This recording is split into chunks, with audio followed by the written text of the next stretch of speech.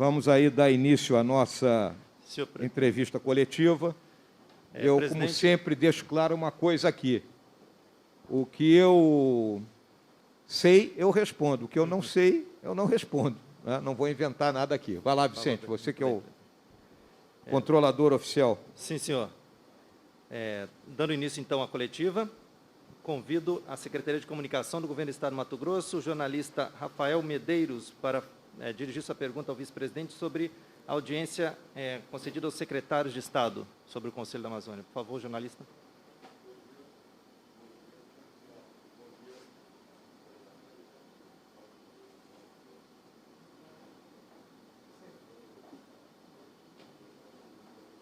Temos um outro ali. Oi. Bom dia. Rafael, da TV Paiaguás. Essa é a segunda vez que o senhor vem a Mato Grosso e hoje se reuniu com representantes aqui do Estado.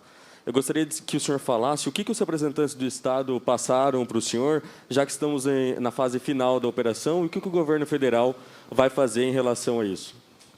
Na realidade, né, nós não estamos na fase final, viu, Rafael? Nós estamos agora calibrando essa etapa da operação, né?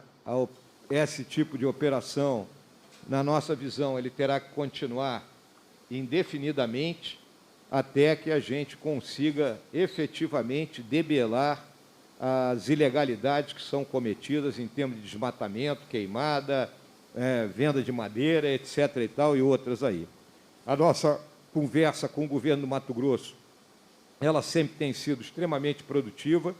O governador Mauro Mendes e a equipe dele estão extremamente sintonizados com os nossos objetivos.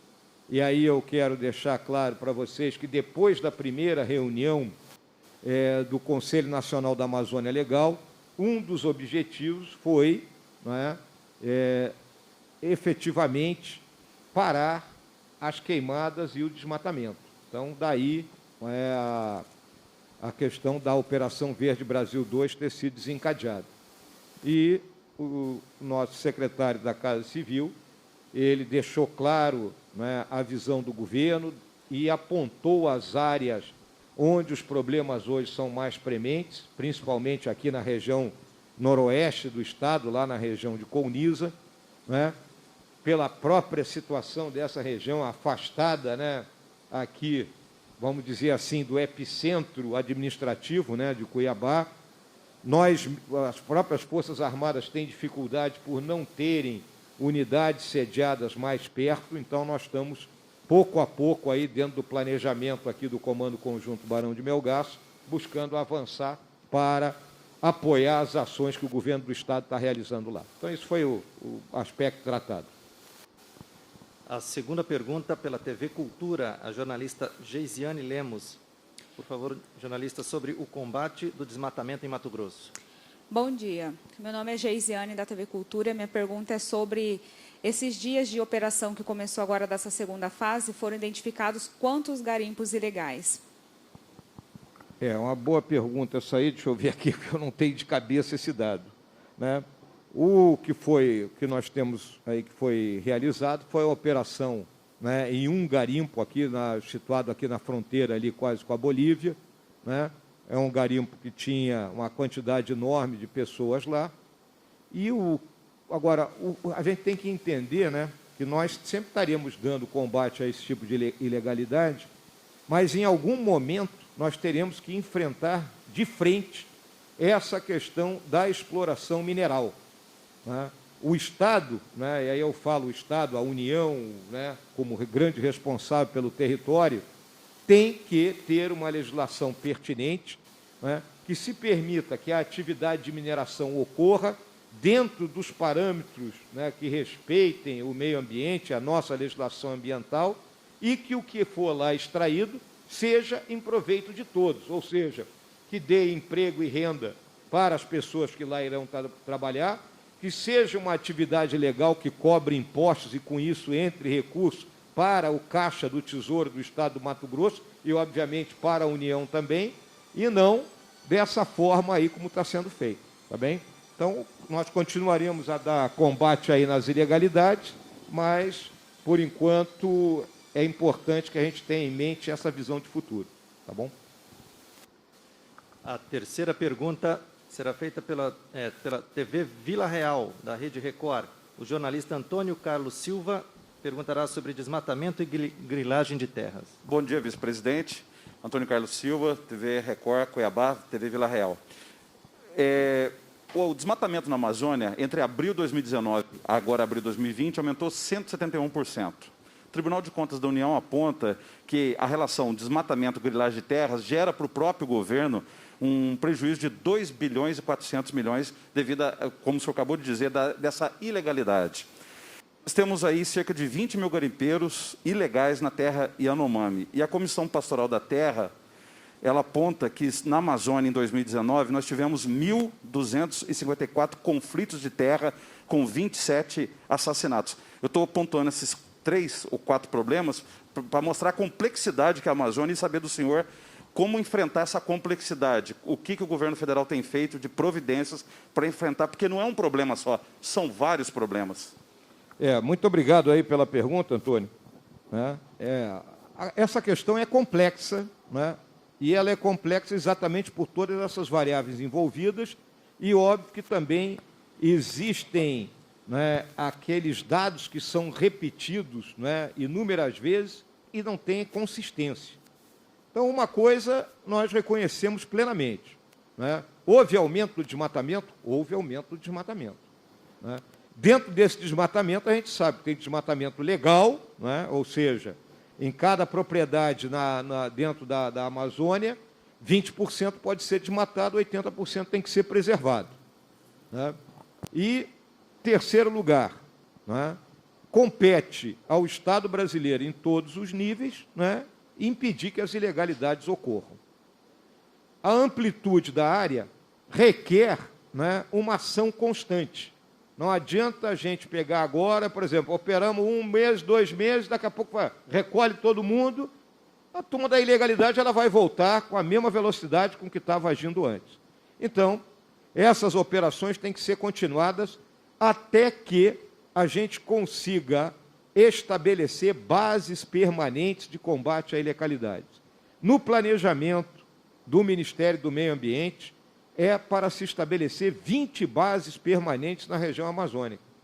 Cada base dessa com equipe de fiscalização de IBAMA, ICMBio, agências estaduais, com apoio de segurança da Companhia de Operações Ambientais ou da Polícia Militar, com meios, helicóptero, barco, para que essa turma possa se deslocar e exercer seu trabalho de fiscalização. Agora, isso custa dinheiro. E aí nós temos, então, que buscar o financiamento para isso aí. Com o Tesouro, na situação que se encontra hoje, é difícil. Daí a nossa ação na busca da retomada do Fundo Amazônia como recurso pertinente para financiar essas operações e essas atividades de fiscalização. Mas só a repressão não vai levar a lugar nenhum. Se nós não fizermos a regularização fundiária, tá? Se nós não fizermos o zoneamento econômico e ecológico de toda essa nossa região, nós vamos continuar nesse eterno jogo de gato e rato, né? Então, ao dar a titulação de terra, nós temos quase 500 mil famílias assentadas que não têm o título da terra, não pode pedir um empréstimo para comprar uma máquina, não tem assistência técnica, então continuam com uma exploração predatória da região. Então, é o trabalho que nós temos que fazer e a missão precípua do Conselho Nacional da Amazônia Legal é trabalhar no sentido de que isso tudo ocorra. E, finalmente, Antônio Carlos, eu queria só deixar uma coisa para o seguinte: o estado de Roraima, onde está lá a terra indígena Yanomami, ele tem 400 mil pessoas, é a população dele, um pouquinho mais disso aí. Se tem 20 mil dentro da terra indígena, façam as contas em relação do percentual da população. Esse dado ele vem sendo repassado e ele não para em pé. Imagine a quantidade de comida que tem que ser levada diariamente para esse pessoal ou semanalmente, né? Então, nós estamos computando realmente a quantidade, ouso dizer, se tem uns 2 mil garimpeiros lá é muito. Tá bem? Obrigado aí. Em seguida, o jornal A Gazeta. A jornalista Natália Araújo Gomes perguntará sobre a Operação Verde Brasil. Bom dia, vice-presidente. Natália Araújo, do jornal A Gazeta. No ano passado, a gente teve a primeira fase da operação, né? O senhor está comentando que a gente precisa criar estratégias para prevenir o desmate. Mato Grosso é o segundo que mais desmata no país. Que alterações a gente já teve do ano passado para essa, e o que de efetivo mesmo o senhor já conversou e já tem planejado para a gente diminuir um pouco esses dados? Muito obrigado, Natália. O nosso planejamento ele está previsto, conforme eu já mencionei aqui, até o final de 2022, desse período de governo do presidente Bolsonaro, né? O Ministério da Defesa, por meio do Estado-Maior Conjunto, ele já esboçou esse plano, né? E qual é o nosso problema? Nosso problema é recurso, né? Então, nós temos que buscar o recurso, nós temos que fortalecer as agências fiscalizadoras. Então, eu volto a falar do papel fundamental do IBAMA, do ICMBio, né? das secretarias estaduais de meio ambiente, né? Que tem que ter gente. Hoje, o que acontece? Nós não podemos contratar porque não pode fazer concurso, porque todo mundo, para entrar no serviço público, tem que ser por meio de concurso. Então, temos que buscar uma outra forma, né? Ou contratos temporários. Então, isso tudo está sendo debatido com o Ministério da Economia, que faz parte do Conselho da Amazônia, para que a gente possa aumentar a capacidade fiscalizadora das agências, né? Não adianta só eu dar helicóptero, e barco, e viatura, né? Se eu não tenho gente. E aí obriga o quê? Ao emprego das Forças Armadas. E o que tem que ficar muito claro também, né? As Forças Armadas, elas entram por 3 capacidades que ela tem. Primeiro, a questão logística, de poderem se deslocar a grande distância, estabelecer uma base fixa e, com isso, apoiar o trabalho dos fiscais. Prover a segurança para o trabalho da turma da fiscalização, porque muitas vezes eles são ameaçados pelos criminosos que praticam essas ilegalidades, né? E a capacidade de coordenação e controle, de comunicações, de trabalho de inteligência, né? Integrando todas as diversas agências. Por isso que as Forças Armadas são chamadas, né? E, às vezes, fica uma ideia, não, as Forças Armadas estão substituindo as agências. Não. A fiscalização, as multas, as agências é que têm o conhecimento. A Força Armada não tem esse conhecimento. Tá bom, Natália? Em seguida, a 5ª pergunta pela TV Centro-América, a jornalista Eunice Ramos. Pergunta sobre a Operação Verde Brasil. Bom dia, vice-presidente. Eu fiquei com uma dúvida, porque o decreto da Operação Verde Brasil 2, pelo decreto, encerraria a participação do Exército agora na quarta-feira, né? Isso vai ser prorrogado por meio de decreto? Ou como é que fica essa situação? Porque ela vai, pelo que o senhor falou, será contínua até debelar todos os tipos de crimes dentro da Amazônia. Eu queria saber daí, isso era só um esclarecimento, mas minha pergunta é, quais são os principais desafios que vocês encontram nesse trabalho para debelar um crime que, desde que eu moro em Mato Grosso, que eu vejo esses crimes acontecendo, entra governo, sai governo, e a gente não consegue eliminar isso. Quais são os principais desafios? E também, aproveitando, eu gostaria de perguntar para o senhor por que o governo federal mudou o sistema de divulgação dos números de Covid-19, porque foi alterado o horário e também a forma de divulgar, que não divulga o número total mais. Muito obrigado aí, Eunice. Então, vamos usar aqui uma teoria do Jaque o Estripador. Vamos por partes, tá bem? Então, o que ocorre aí, né? A operação ela vai ser estendida, né? Nós temos reunião do Conselho de Governo na terça-feira e solicitar ao presidente a extensão da operação, né? É óbvio, eu já coloquei aqui que o meu objetivo, do Conselho Nacional da Amazônia, é que no segundo semestre a gente realmente tenha como é que eu vou lhe dizer, um produto para apresentar que seja, não houve queimada ou as queimadas ocorreram numa quantidade mínima, aceitável, vamos colocar assim. Esse é o grande produto que nós podemos oferecer para o país e para o mundo nesse momento. E óbvio que para isso nós vamos precisar do esforço continuado, né, das Forças Armadas em apoio aos órgãos de fiscalização. Os desafios, né, eles são representados, número 1, pela amplitude da região, né? O estado de Mato Grosso, né, especificamente, tem 900 mil quilômetros quadrados, né? Isso aí cabe em alguns países da Europa aqui dentro e ainda sobra troco, né? as características da área ser pouco articulada, a dificuldade de articulação. É só vocês que transitam pelas rodovias aqui existentes sabem, não é, que não são autoestradas alemãs, né? Todas elas têm problema, não é? Algumas ainda são estradas de piso de chão batido, não é?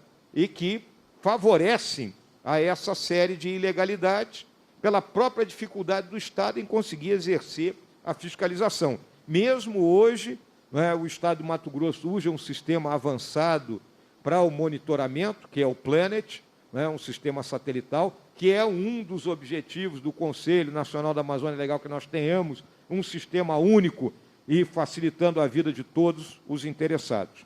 Tá? Então, o desafio da amplitude, o desafio da cultura, né? A população que desmata não tem assistência técnica, não tem conhecimento. O avô desmatava e queimava, o pai também, e o filho continua fazendo a mesma coisa. Né? Aí levam a baixa produtividade. Né? A pessoa desmata uma área, vai botar 4, 5 cabeças de gado ali que não vão produzir nada no final das contas, ela vai depois encaminhar para um atravessador, que vai vender para um frigorífico, não há rastreabilidade. Então, todos esses desafios nós temos que vencer. Por isso que a gente tem que levar a assistência técnica, né, a essas pessoas. E, óbvio, a titulação de terra.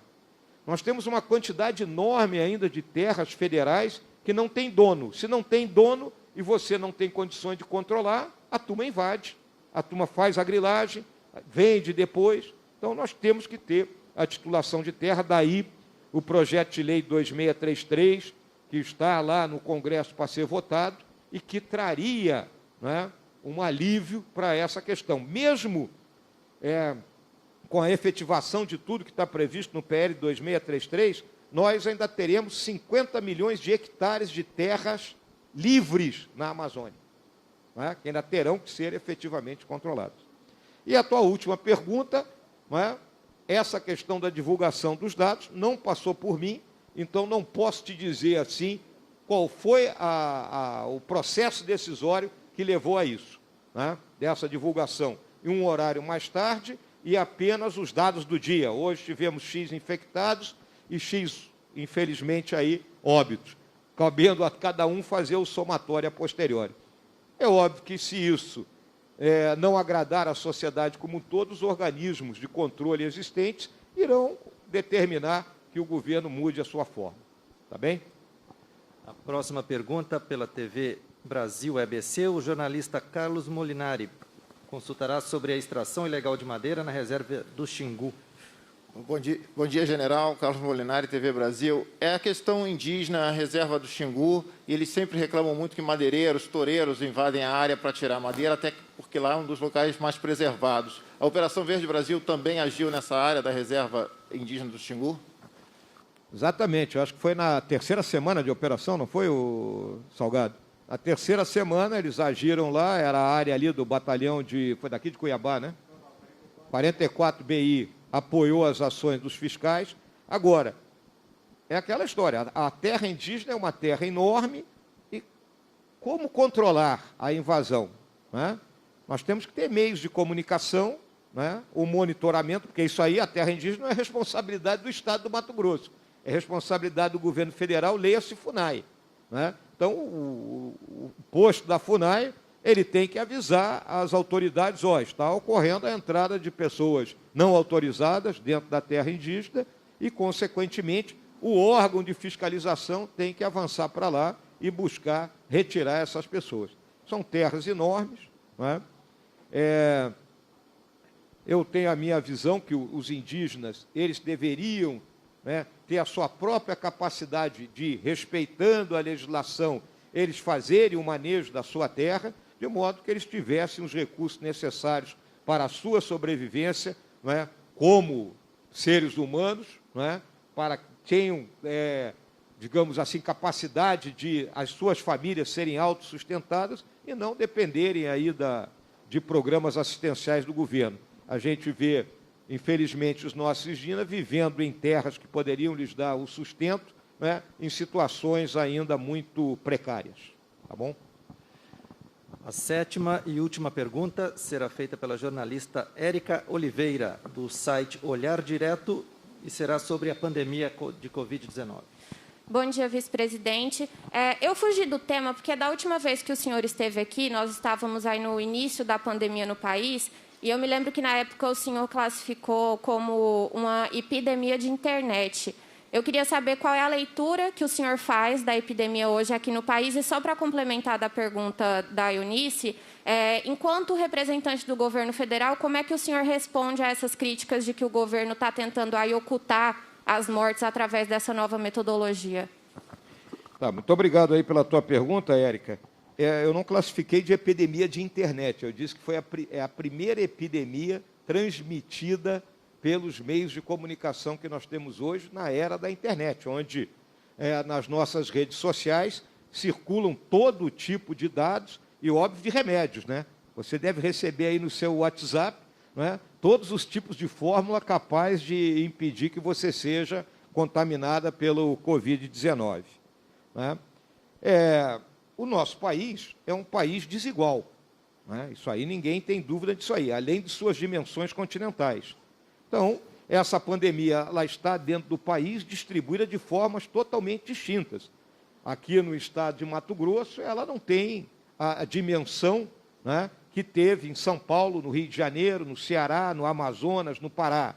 Você vê os 3 estados do Sul, né, também com índices muito abaixo do que são os demais índices do país, inclusive em relação àquilo que é chamado o R0, né, que é o coeficiente de transmissão, já dentro daquilo que é considerado o aceitável. E outros estados não.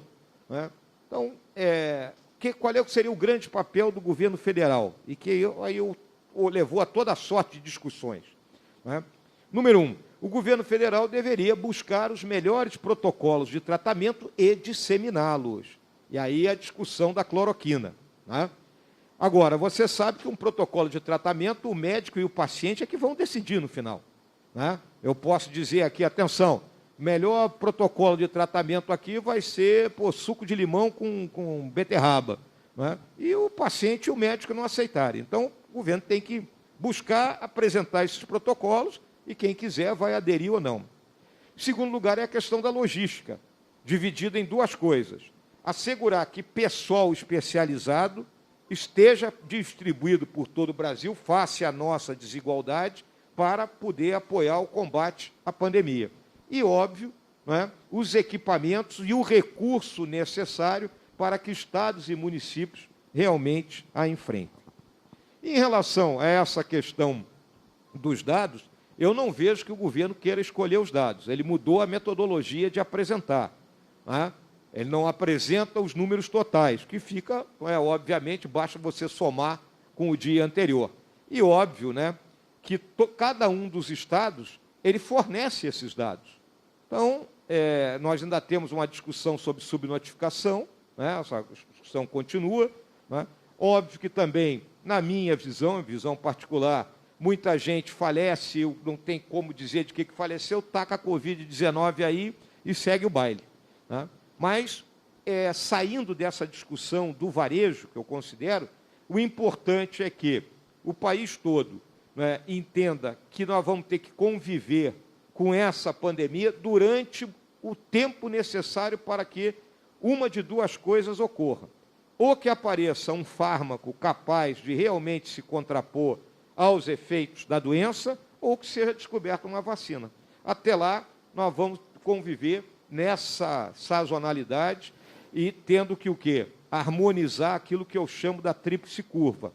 A curva da saúde, de poder fazer com que a doença caiba dentro do sistema de saúde existente no Brasil, a curva do PIB, ou seja, procurando manter a atividade econômica numa base sustentável que permita depois, né, a sua retomada, e a curva, né, digamos assim, da renda, para que aqueles cidadãos que estão perdendo a sua renda, né, tenham pelo menos alguma coisa com que se sustentar. E isso é que o governo vem procurando fazer. Obviamente, algumas coisas ele erra, mas na imensa maioria ele acerta. Muito obrigado aí a todos pelas perguntas. Está encerrada a entrevista coletiva. Peço a todos que permaneçam em seus lugares para a saída do vice-presidente.